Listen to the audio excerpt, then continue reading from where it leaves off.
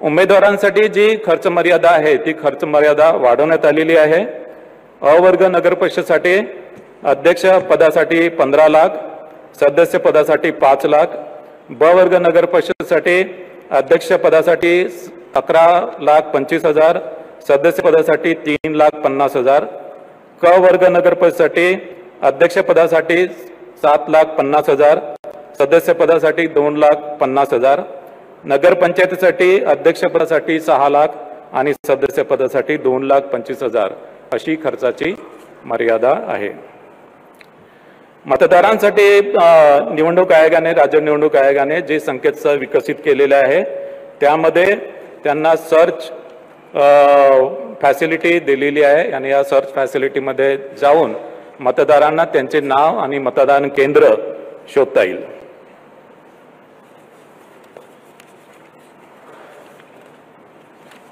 याशिवाय मतदारांच्या सोयीसाठी एक नवीन मोबाईल ॲप सुद्धा आम्ही विकसित केलेले आहे। या मोबाईल ॲपच्या मदतीने मतदारांना त्यांचे मतदार यादीमधील नाव शोधता येईल, याशिवाय त्यांचं मतदान केंद्र शोधता येईल।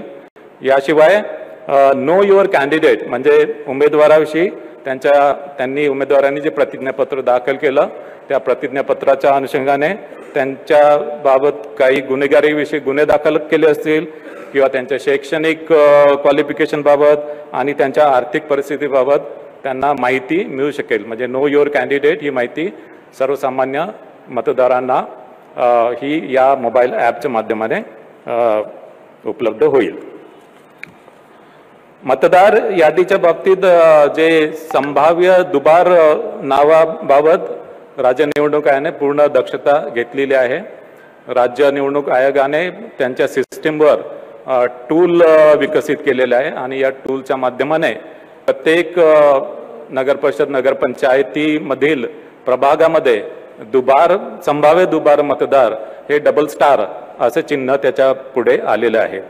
जिथे जिथे अशा प्रकारचे डबल स्टार आलेले आहेत तिथे संबंधित अधिकारी संबंधित मतदारांना कॉन्टॅक्ट करून तो कुठल्या प्रभागामध्ये आणि तो कुठल्या मतदान केंद्रामध्ये तो मतदान करेल याची माहिती घेईल। त्यासोबतच त्याचं नाव, त्याचं लिंग, त्याचा फोटोग्राफ आणि त्याचा पत्ता या सर्व बाबी सुद्धा तपासेल। ज्या मतदान केंद्रामध्ये त्यांनी ऑप्शन दिलेला आहे त्या मतदान केंद्रामध्ये त्याला मतदानाची सोय असेल आणि इतर मतदान केंद्रामध्ये त्याला मतदान करता येणार नाही। महाराष्ट्रातील सर्व बातम्यांचे विश्वासार्ह व्यासपीठ सकाळच्या सर्व सोशल मीडिया प्लॅटफॉर्मला लाईक, फॉलो आणि सबस्क्राइब करा। तसंच सर्व नोटिफिकेशनसाठी बेल आयकॉन प्रेस करायला विसरू नका।